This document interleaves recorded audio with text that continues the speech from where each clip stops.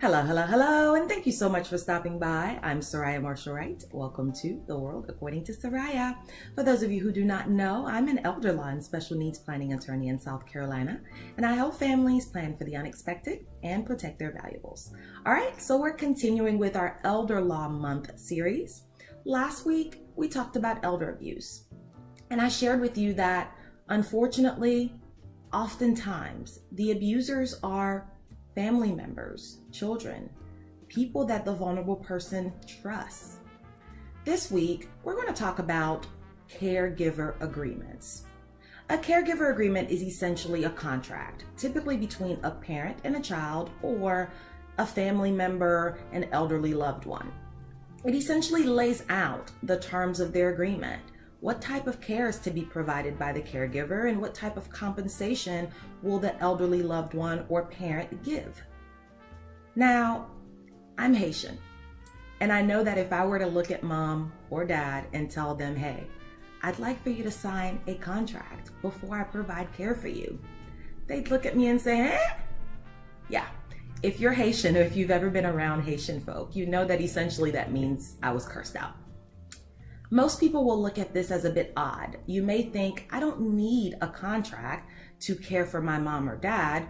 We trust each other. If mom says she's going to give me X for providing care, I trust that she will.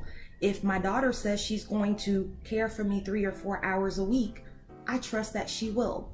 However, for Medicaid purposes, when we start giving money to family members or children, it's presumed to be a gift. Unless there is a contract, a written agreement in place, it could actually hurt mom or dad that they've transferred money to you for care provided and we have nothing to prove what it was for. So in this instance, it has nothing to do with trust. It has nothing to do with love. It's about proactive planning, and failing to do this could actually hurt mom or dad in the future. You may mean well, and you may think that your loved one is going to stay at home with you indefinitely, and you'll care for them until their last breath.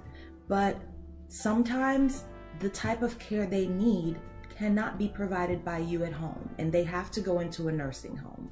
And unless you are a multimillionaire or mom and dad is a multimillionaire, you probably cannot afford to pay for a nursing home for any length of time.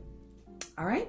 So if you didn't know that entering into a contract with mom or dad or an elderly loved one to provide care for them actually protects them and you, and it's not about mistrust or greed, now you know, and I'll see you next time.